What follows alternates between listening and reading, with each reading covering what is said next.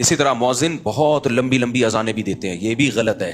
اتنی لمبی اذان، اللہ دیکھو کھینچنے کی تو کوئی انتہائی نہیں ہے. لفظ اللہ پہ مد نہیں ہے، لفظ اللہ پہ مد. ہم نے مفتی رشید احمد صاحب رحمہ اللہ تعالیٰ کے یہاں میں نے 7-8 سال اذان دی ہے. حضرت نے کہیں لفظ اللہ کو ایک الف سے زیادہ کھینچ لیا نا، جیسے اللہ اکبر، یہ تھا ہماری اذان کا طریقہ. پھر دوبارہ اللہ اکبر، بس. سمجھ میں آ رہی ہے بات؟ اگر کسی دن میں نے یوں کھینچی نا اللہ اکبر، حضرت نیچے اترتے تھے. اللہ کیوں؟ کیا دلیل ہے اس کی؟ ہم کہتے تھے ساری دنیا میں ہو رہی ہے، ایسے ہی ہو رہی ہے. فرماتے تھے کہ کیا دلیل کیا ہے، دلیل سے بات کریں، مت تو نہیں ہے اس کے اوپر. ہم کہتے تھے بعض قاری کہتے ہیں یہ مد تعظیم ہے. کہ پھر اس کا اینڈنگ پوائنٹ کیا ہے اس تعظیم کا؟ کھینچتا ہی رہے سارا دن، سانس کے تجربے کرتے رہے یہاں بیٹھ کے.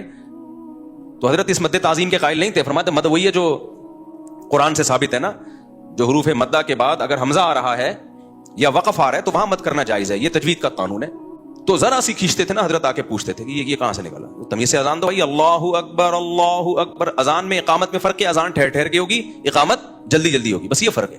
تجوید کے لحاظ سے کوئی فرق نہیں ہے. پھر اشہد اللہ، لا پہ مد ہے کیونکہ آگے حمزہ آ رہا ہے. لا کو کھینچ سکتے ہیں آپ، اشہدو میں ہا کو نہیں کھینچ سکتے. اشہد ان لا الہ الا اللہ، بس. الا اللہ پہ بھی مد ہے، تو مد کو 3 سے لے کے 5 الف تک کھینچ سکتے ہیں آپ. اور لا الہ میں بھی لا کو بھی. لیکن مؤذن کیا کرتا ہے، اشہدو، ایک تو ہا کو کھینچے گا وہ. پھر ال کو کس قانون کے تحت آپ نے اتنا لمبا کھینچا ہے؟ یہ کیا ہے بھائی؟ لا الہ میں لا کو ایسا کھینچے گا کہ اپنی وہ پھیپھڑوں کی طاقت بیان کر رہا ہوتا ہے کہ میرے جو لنگس ہیں وہ ابھی جوان ہیں، وہ بوڑھے نہیں ہوئے.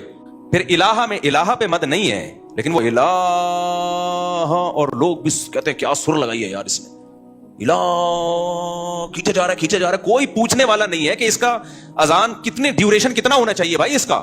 کہتے ہیں جتنی میری لنگس میں طاقت ہے اتنا ڈیوریشن ہونا چاہیے. یہ نہیں ہے. اذان بھی عربی کے قواعد کے مطابق ہوگی، اس کی بھی ایک لمٹ ہے. یہ نہیں کہ مؤذن پہ چھوڑ دیں آپ مائک تیرے ہاتھ میں، اب تو اپنے لنگس کی پاور دکھا کتنی طاقت ہے تیرے اندر.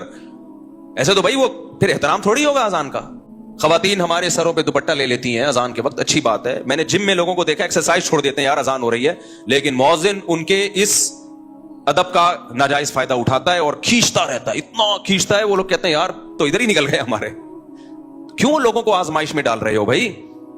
پھر جب کوئی اس پہ اعتراض کرتا ہے، میں نے کئی دفعہ اعتراض کیا کہ بھائی اتنی لمبی نہیں ہونی چاہیے اذان. تو لوگ پتہ کیا کہتے ہیں، مولوی صاحب نے کہا اصل میں تم لوگوں کو اذانوں سے تکلیف ہے، اللہ کا نام تو جتنا سنا جائے اچھا ہے، اپنی مرضی سے جتنا کرو بھائی، زیادہ سے زیادہ کرو، لیکن اجتماعی چیزوں میں شریعت کا مزاج کیا ہے، مختصر، تاکہ لوگوں کو تکلیف نہ ہو.